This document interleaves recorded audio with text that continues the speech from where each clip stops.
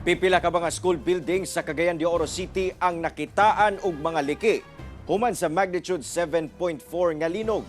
Rason nga temporaryong gisuspende sa lokal nga kagamhanan ang klase sa mga pampublikong tunghaan alang sa inspeksyon. Ano ang report? Human nga maigo ang magnitude 7.4 sa hinatuan Surigao del Sur nga nakaapekto sab sa dagkadayang lugar sa Mindanao. Gisundan pa sa mga sunod-sunod nga aftershocks. Nakitaan og nagkadayang crack o liki ang mga school buildings sa Cagayan de Oro City. Usa na niini ang Cagayan de Oro City National High School, Junior High School campus sa Barangay Nazareth. Kining usa ka classroom, kita gyud ang pag-crack sa poste. Kita sab ang mga hairline crack sa mga poste sa hallways. Ingon man ang mga crack sa hagdanan, rason nga gibabaga na kini sa school management tungod sa risgo nga hatod. Moabot ngadto sa napulo ka classroom sa City High, Junior High campus ang nakitaan og liki.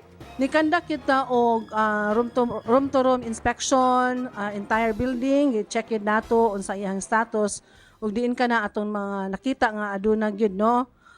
Automatic kagahapon pag eskwela sa mga bata, gisulod nato sila sa mga classrooms nga nakita gyud nato nga safety sila ug katong mga rooms nga adunay mga cracks, gi-vacate sa nato to way gipasulod. Natipas nga parte sa simento o hilabihan kadako nga crack sa poste.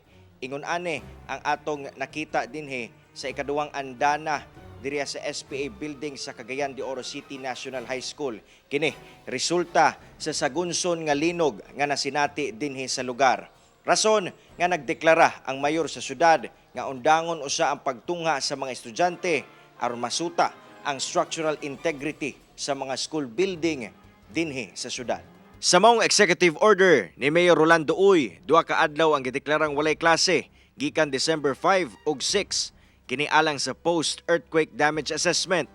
Sigon sa LGU, anaa sa 8 ka mga inspection teams ang gipakatag sa syudad nga musuta sa mga school building, public ug private elementary ug secondary schools. Ato nang gina-consider during sa briefing nga kanina kung ay mga kuan bitaw kanay mga structure o kanay mga kuan nga classrooms nga considering ka-experience pa tag mga aftershocks, dili na jud nato sila ipagamit, no? For example, na ay ka na mga possible falling debris pa, ani mga classroom ato nang ginalikayan. Hinoon sa kabahin sa kadagkuan sa City High ug galing madeklara nga dili na gayud luwas ang mga school building nga adunay pagliki.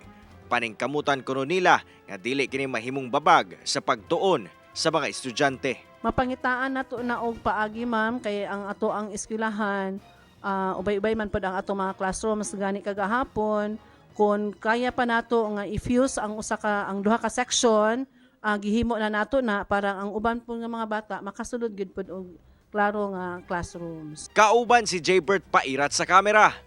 Ako si Cyril Chavez para sa One Mindanao.